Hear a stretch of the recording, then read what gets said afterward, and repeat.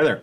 I've been seeing a lot of misinformation getting posted recently on social media and also in certain various news reports. So I'd like to get some truth out there. Many of you have seen this screenshot and a whole bunch of commentary from people who don't know what they're talking about. What you're looking at is being summarized way out of context, and a lot of folks are drawing the wrong conclusions. First off, I need to explain where this came from. A few months ago, the FHFA, which is the agency who oversees Fannie and Freddie, came out with some changes to the way that certain mortgage loans are priced. When these changes were announced, the entire industry rose up and said this was a bad idea because it does nothing to us. Number one, it does nothing to address affordability. Number two, it's unfair to consumers who are doing things right. Because of the backlash, the FHFA delayed rolling this out. It was supposed to hit in May 1st, but they delayed rolling it out until the fall so we can have more discussion about it. We're fighting to get it removed completely and replaced with cost reductions across the board. So now let's get back to this screenshot real quick.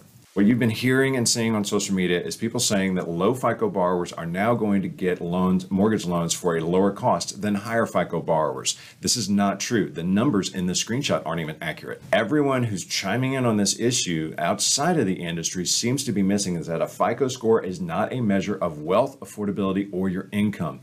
It is strictly a measure of how well you manage debt. So now let's get into the changes. This is a chart showing the proposed changes. I'll do another video that explains in a little bit more detail, but the bottom line is this. If this takes effect, the result is that costs will increase for higher FICO borrowers and are reduced for lower FICO borrowers. So that part is true, but the conclusions that are being drawn are what's wrong. While the latter is certainly needed, we do need to reduce costs for lower FICO borrowers, but we should also reduce costs for higher FICO borrowers.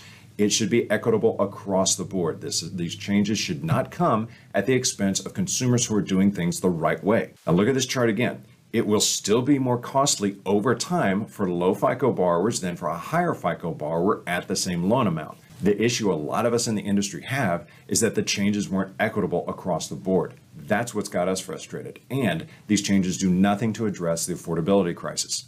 The question everyone should be asking is, why not decrease the costs for all borrowers? This proposal is the wrong solution, and they're not fixing anything. Instead, they're punishing consumers who are doing things right. The media hasn't helped at all, and they continue to get the details wrong instead of talking to experts who actually know what they're talking about. Keep following us for more details on this. Comment below or DM us if you got any questions. We'll see you next time.